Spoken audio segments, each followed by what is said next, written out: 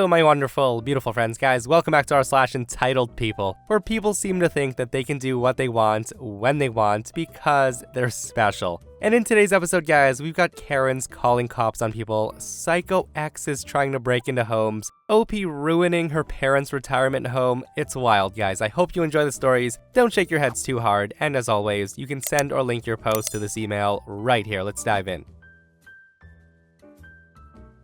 So work was rough today, and all I wanted to do afterward was sit on the couch and let the TV watch me while eating food, not cooked by my own hands. The answer to that was delivery. So the food was ordered, and I let my dog into the yard to burn some energy, and I sat camped outside with him while waiting for my food. Now here's the details before crap hits the fan. My neighbor and I share a fence with a doggy door, as our pups are super close. And you can bet each time that if my dog's outside, hers will follow for cross-yard playtime. This was the case today, and probably bad judgment on my part to think that I would be able to break up the fun quickly. So both dogs were in the neighbor's yard at the time the notification came through that the driver was pulling up, and I had to call out a few times to get my dog's attention. Neighbor thankfully whistled for her dog, and I had to put on the voice for mine to acknowledge I existed, and then took off running for my door while waving to the driver who by this point was getting out of the car. Pup and I have a game called Runaway,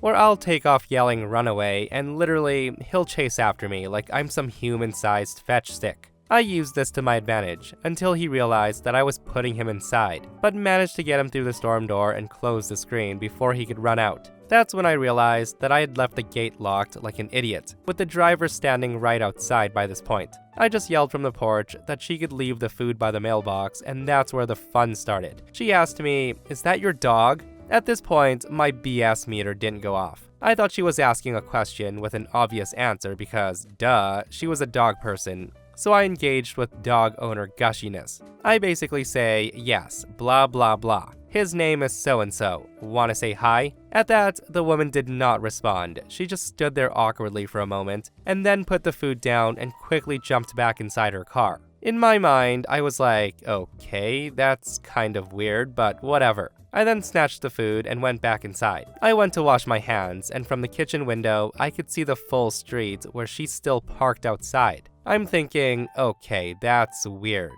But I didn't dwell on it too much, figuring that she was looking at the route for her next location. I just went about my business of preparing to destroy my meal. A few minutes later, the dog begins barking manically at the door. I take a glance at the cameras and I realize that she's still out front, parked directly in front of my mailbox. And I'm thinking, okay, what's going on here? So I go outside to try to get her attention because she's on the phone and doesn't notice me. I walk up like I'm going to check the mail and she does pull off. People are weird, so I just left it at that and went back to eat. About 10 minutes later, the dog starts going ham at the door, so I check the cameras and I see 2 police cars sitting outside my house. I continue to watch the cameras, realizing that yep, the cops are getting out of the car and walking back and forth in front of mine and the neighbor's yard. I go out to see if anything's wrong, and they introduce themselves before saying that they were called because a stolen golden retriever was reported at my address and if there was a dog in the home. When I heard them say that, it finally clicked that the driver had called the police. I then explained my version of what happened. They were really respectful and apologetic, but they asked if I could get my dog. So I went ahead and opened the door for the dog, who took off, ready to greet the new faces outside. His collar has tags matching the address with my name and phone number on it in case he was ever lost or stolen, which was proof enough for them as it was obvious they wanted to get this over with as fast as possible. No hard feelings on either side. We were all walking away when Karen's car slowly comes creeping from the back of the neighborhood. I yelled out to the police that that's the lady who reported me, she's right there. And that's when they positioned themselves in front of her car in a way that she would have to stop and speak with them. Now, I don't know if this lady was drunk or off her meds, but she rolls down the window and she was literally sobbing hysterically that she saw me steal the dog from the neighbor's yard and that animals get no justice, and here's the icing on the cake. She then said loudly that my kind only owns pit bulls and Rottweilers, that there was no way that this golden retriever was mine, and he needed to be protected. I honestly didn't want to deal with that mess, so I excused myself and let the police handle it. I just went back inside and stayed the F on my couch. Everyone left a few minutes after that, so I assume she got a warning. However, I did report the incident to the delivery service, and I was offered credits towards my next meal. I splurged that on a bakery, and now I'm currently effing up a slice of carrot cake. Grateful it did not end worse. Wow guys, another instance where Karen needs to mind her own damn business, right? And seriously, what she said has gotta be the dumbest thing that I've read all week. And you guys know I read a lot of these posts. Like, did she really say that OP must have stolen that golden retriever? Because OP's kind, in her words, only have pit bulls and Rottweilers? What in the world? And guys, you know she was waiting around to watch justice get served. Like, what in the world is wrong with some people? Okay, so I've tried to get advice on this and stick to my principles by not offering an apology when not in the wrong. But I think it's become clear that I've messed up big time and I could have prevented this with a better attitude. I think I'm the entitled Karen in this one. With that bit of context, I'm an 18-year-old female and I live with my parents. We moved last year, away from a big city, to a cheaper rural community in the Midwest, since my dad's retired now and money does go further here. We have by far the smallest lot out here, but most of our neighbors are farmers with quite a bit of land. I don't feel like I fit in well with the neighbors, and I've had arguments with some of them and their kids. They're up early every single day, making noise every single morning with farm machinery. And they had the nerve to yell at me for listening to rap music loud in the car at night. It was 9 o'clock, with a friend from high school. Most recently, they let one of their cows get into our yard when it was grazing. I was out in the backyard and I gave them a dirty look and stood there while they tried to get it back. Recently, I guess our neighbors talked to my dad and gave him some sort of redneck "we don't take kindly" speech about my behavior. And that wasn't how things operated around these parts, and for me to apologize. So my dad asked me to, but I refused because I think they're in the wrong towards me. I saw my neighbor out back one day and he asked me if I had anything to say about my attitude. And I said, I haven't done anything wrong to you. I think you should respect other people's property boundaries. So that's when he said, all right, have it your way. And he walked off. And this is where I might have effed up. Dad and I left town for spring break, but when we came back, we noticed that construction was heavily underway, almost complete, on a large shed structure right up against the property line, maybe 20 feet from our house. My mom asked a woman who lives a bit further down if they knew what it was about, and they said, oh, yeah, I guess the word is that they've had some trouble with your daughter, and they've made the decision to put in a pig barn. Hearing that, my parents freaked out. They asked around, and they heard this was a well-known tactic to drive out unwanted neighbors, and it's very effective.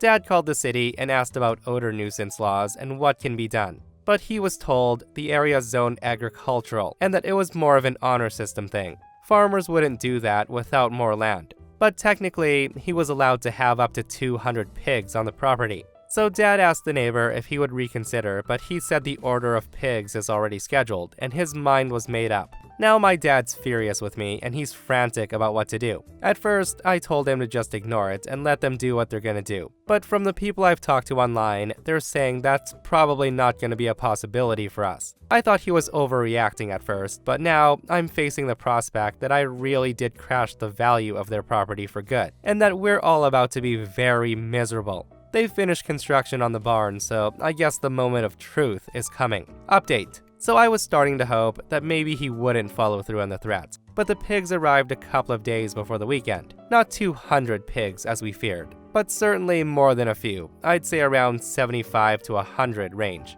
And they stink. It's like rotten food and sour milk smell, in the addition to the sewage/manure smell. And I think they built the barn to vent the smell towards our house. At first, I thought it would be manageable, but now it just feels like it's everywhere. I started playing white noise from my computer to drown out all the noise they make, but I haven't found anything that works on the smell. My parents are complaining about it a lot and trying not to talk about it in front of me, but I could tell that it's really bothering them. It's especially bad in my bedroom, the closest to the barn. I don't know how the smell gets through the window, or if it's in perfect insulation, but I feel like my stuff and clothes is developing the smell now. It's gross. I'm glad my parents aren't throwing it in my face, but I do wonder how much longer this is sustainable. It seems like it gets worse every day. My dad forgot, and he opened the windows in the kitchen before dinner, and we immediately got blasted with this vile pig stench smell. He closed the window immediately, but the smell seems to hang around in the house for a long time. So yeah guys, the post ends right there with no further updates, but oh man, did OP make a huge mistake by messing with those neighbors. Also, I think there's much more to this than OP leads us to believe. Like, there is no way that the neighbor is this petty over OP blasting loud music at 9 p.m. and giving cows dirty looks. Like, farmers are usually good, respectful people, right? At least the ones I've met. And in my opinion, OP just sounds like a city girl that's not used to life out of the city. And like she said, she's the Karen in this situation, which is ultimately making her parents miserable. Totally should have apologized. For starters, this literally just happened, and be ready to buckle up because boy, this one's long. So my fiance and I have lived in our apartment for 8 months, and we've had a pretty decent experience overall. It would be perfect if it wasn't for the neighbors that moved in 4 months ago. Just to set the stage for what we've been going through, these neighbors are so entitled. They'll throw parties that start at 4 a.m. and end at 2 p.m. all the time. And when they aren't having their loud parties, they're blaring music loud enough to make Helen Keller ask them to shut up all day long. Both my fiance and I work from home, so this can get incredibly annoying. But nevertheless, we soldier on. Which brings us to today. Today, I noticed from my office that there was a persistent beeping. After 5 minutes, I go ask my fiance if that's our neighbor's smoke detector. She said she thinks so I went to investigate. So I go to the hall and I notice that the sound's coming from their apartment, but I don't smell any smoke and the door is cold to the touch. So I figure they have it all under control and went back to my apartment to continue working. 20 minutes later, I notice it's still going off. And by this point, my dog is freaking the heck out. So I go back to the hallway, smell smoke, and courageously bang on the door. No answer. I continue banging on the door, but no one's responding. So I do the only logical thing, and I call maintenance. I give maintenance man the rundown on the day's events, and he says he'll be right over. Problem solved, right?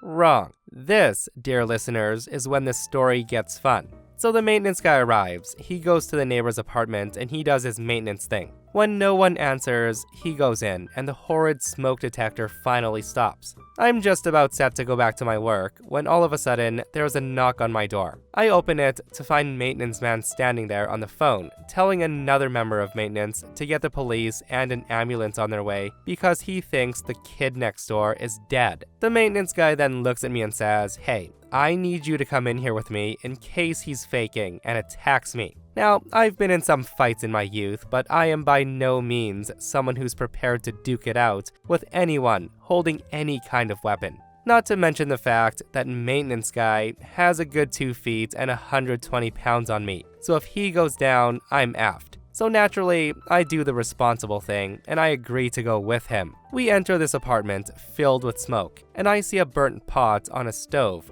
covered in the foam from a fire extinguisher. Apparently a fire had started and maintenance guy put it out. He then opened all the windows to try to get rid of the smoke. And sure enough, passed out on the floor is one of my effing neighbors. Maintenance guy proceeds to shake and nudge Firestarter in an attempt to get a response. But this kid ain't moving, folks. We're in there for at least 5 minutes trying to get the kid up. So eventually, maintenance guy tells whoever he's on the phone with to get an ambulance and police, now. Apparently police was the magic word, because the kid wakes the F up and he goes aggressive on the maintenance guy. Maintenance guy takes it like a champ, and he proceeds to tell Firestarter that he's a dumbass, and almost burning the building down is not okay. Firestarter just keeps yelling for maintenance guy to get the F out. Maintenance guy keeps his cool though, and he keeps saying, "Man, we just saved your life. Show some damn respect." Firestarter then asks for maintenance guy's name so he can report him to his boss, which maintenance guy gave. The guy then asks for my name so he can report me for trespassing. The maintenance guy refused to give my name, saying he's the only reason you're alive right now, you useless idiot.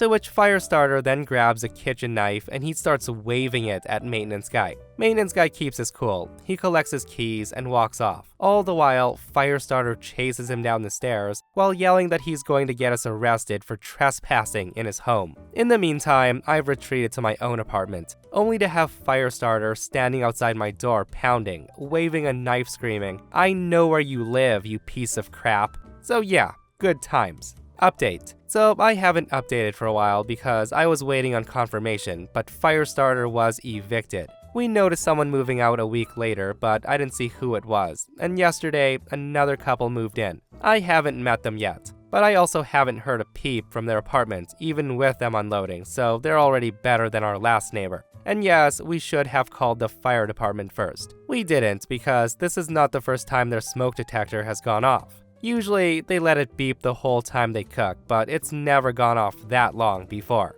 Now that was a crazy post, guys. Firstly, I'm glad that guy was evicted because clearly he's psycho. And second, if I were OP, I would be calling the police for sure. Like, how dare he grab a knife and chase the people who just saved his life? Like, does that guy not know what the alternative would have been? And guys, I'm sure that maintenance guy has dealt with that guy in the past because whose first thought when someone's laying on the ground unconscious is, you come with me just in case he's faking being dead and attacks me. And of course, that's what happened.